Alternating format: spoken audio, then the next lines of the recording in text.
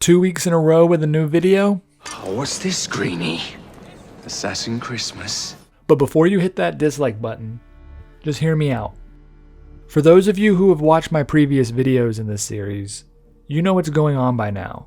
If you're new, then just let me fill you in. I am a huge Assassin's Creed fan, and I have been since I first played Assassin's Creed 2 back in 2009.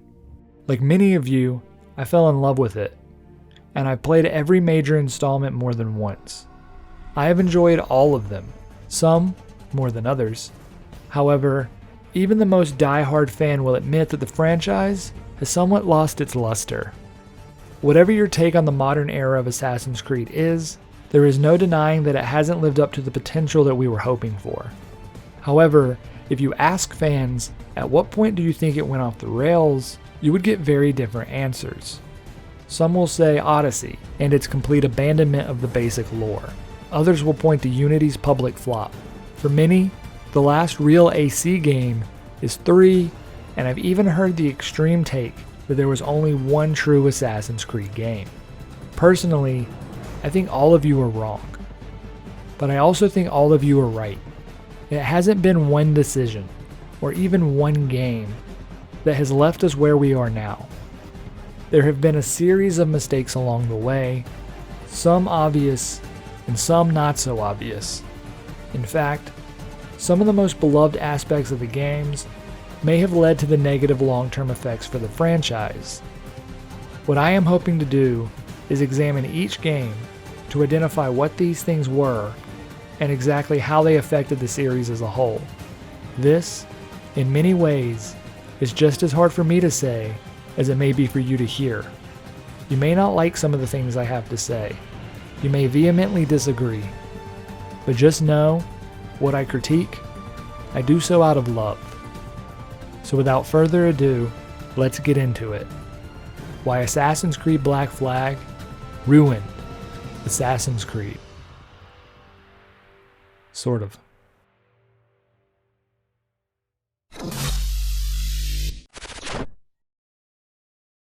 What is Assassin's Creed without the Assassins, or the Creed? Is it a new game entirely?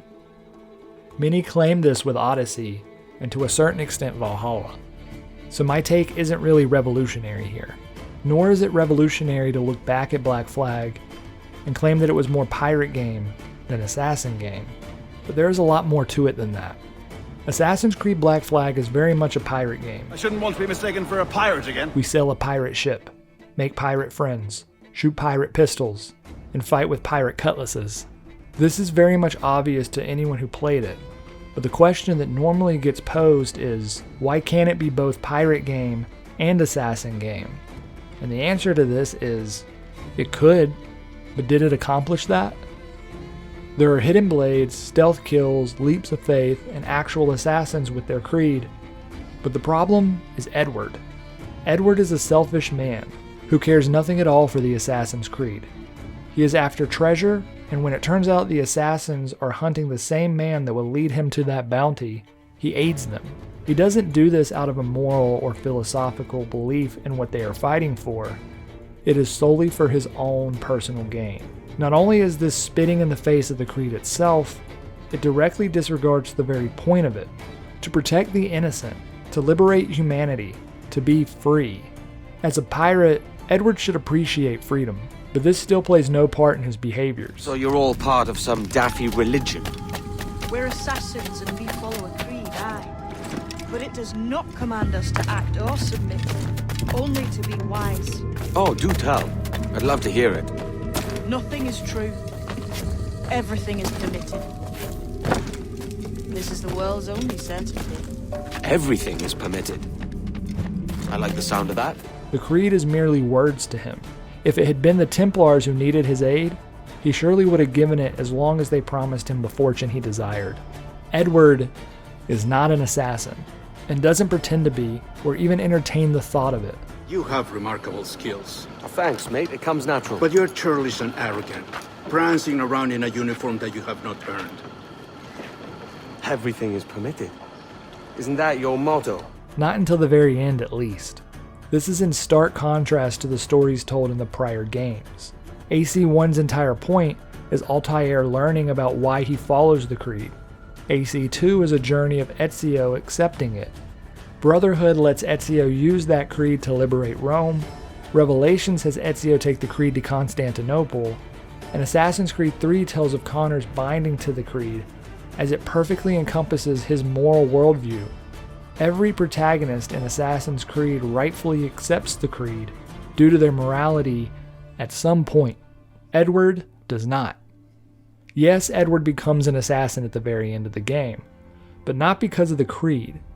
He had just watched all of his friends die. Many of them sought nothing but their own gain as well. Learning from their failures, Edward so desperately wanted to be a part of something bigger than himself. The assassins were that thing. He didn't really care about what he was joining, or why, just that he could be useful to some group that gave him a purpose to keep fighting. The direction that Edward fought meant very little. What mattered was that he was fighting at all. It's quite ironic to say this, but unfortunately, Assassin's Creed Black Flag is a fantastic video game. It's insanely fun. Edward is incredibly captivating. The soundtrack is amazing, and people claim it's the best in the franchise. But it makes little use of the very point of the series as a whole. In fact, it defies it regularly. So what do you do when the Assassin's Creed franchise had its most popular game not starring an assassin, and not care about the Creed? Well, you get Rogue. If Black Flag can be good without your character actually being an assassin, why not take it further and have your character betray them? This is at least in the vein of the Creed, but it doesn't do a very good job accomplishing what it attempted. But at least it was trying to be about the Creed. However, which game is better? Rogue or Black Flag? Be honest. I bet I know which one you said. So is it really about the Creed for you either? Whether or not we find the game fun has very little to do with the amount of Creed involved in the game. So when Odyssey essentially has no mention of it, no assassins, and vaguely resembles AC-1 or 2 at all, we get annoyed. But we did this to ourselves. We loved Black Flag, and for this, Ubisoft learned a valuable lesson. Valhalla's concept is nearly identical to Black Flag's. A non-assassin vaguely teams up with the assassins, but mostly does pirate or Viking shit for the majority of the game. And then at the very end, we'll wrap it into an AC bow and call it Assassin's Creed. If you hate Valhalla for lacking the Assassin's Creed elements you love, how can you give Black Flag a pass? If you like Black Flag and hate Valhalla, it isn't because of the lack of assassins or a disregard for the Creed specific to Valhalla.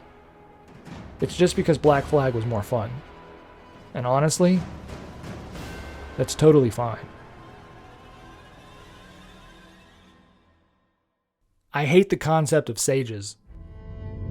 I realize this ship has long sailed by now, but I just want to get this off my chest. Sages are descendants of the Isu race who still contain Isu DNA. The premise of Assassin's Creed was already interesting and complex as it is.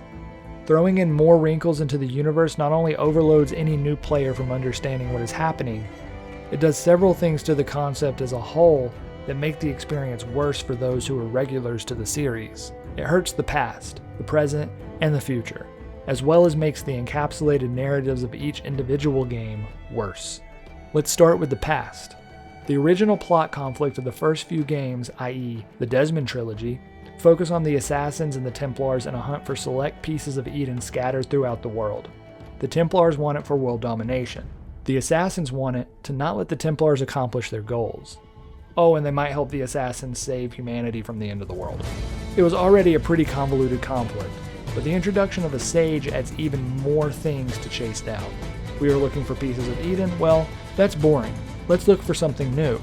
It seems with the reinvention of the franchise, they felt the need to reinvent the conflict, but this does more damage than good. In storytelling, ideas should seem naturally presented. If something is going to be introduced, it should be foreshadowed so that when it is introduced, it not only feels natural, but actually answers an existing question presented earlier. Sages just appear with no illusion at all. It feels shoehorned in as if it was just thought up in the writing room. This demeans the past stories for never mentioning them at all, despite being so important. Is Desmond supposed to be a sage? Why isn't that brought up to him? And it isn't like they didn't know. If the Mayan assassins knew about sages, then the modern day crew should know as well. That was obviously just added in for the hell of it.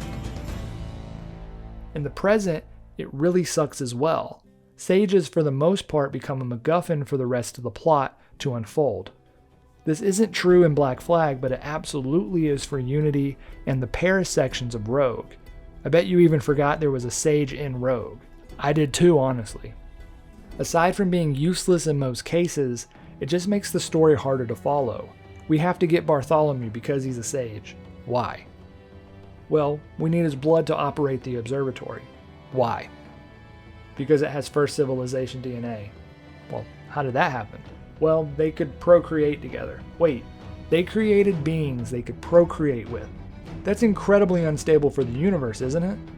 All of this just creates way more questions than answers, and none of them actually aid the story.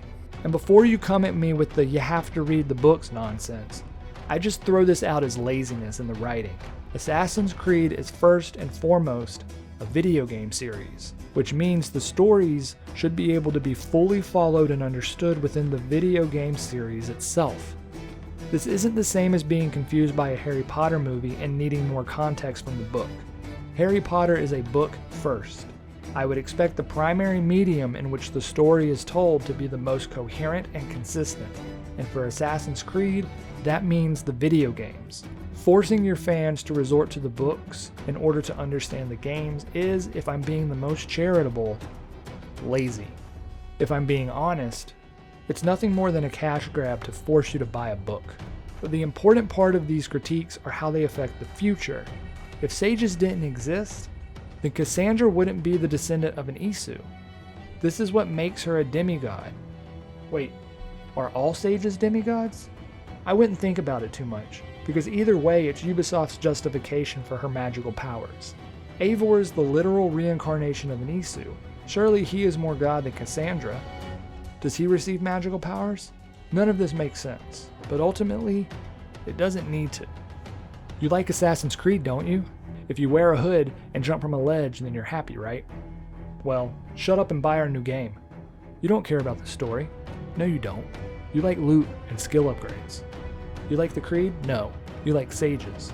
You like fucking sages, okay?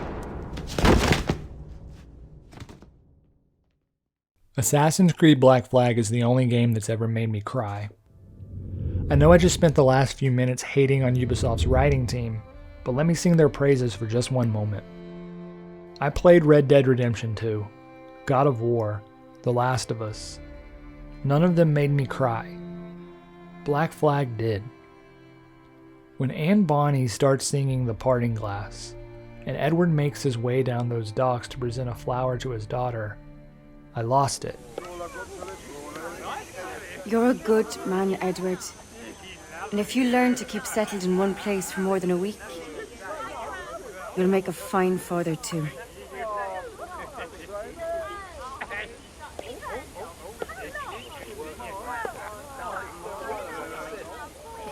Of all the money that e'er I had, I spent it in good company, and all the harm that e'er I've done, alas, it was to none but me. There was something beautiful about this scene in a way that few games ever present. I said earlier that what Edward wanted at the end of the game was to be a part of something bigger than himself. Is there any more human and heartfelt way to do this than to be a part of an actual family? Parenthood is the ultimate sacrifice, and now Edward would forever have something to fight for that was bigger than himself. It was the perfect ending to the story. It quite literally could not have been better.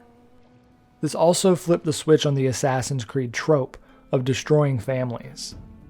By bringing one together, it took me by complete surprise. Assassin's Creed endings are usually grim and epic in scale. AC1 saw us battle our mentor as he double-crossed the entire Holy Lands. AC2 ended with a fistfight with the Pope and the discovery of an ancient civilization.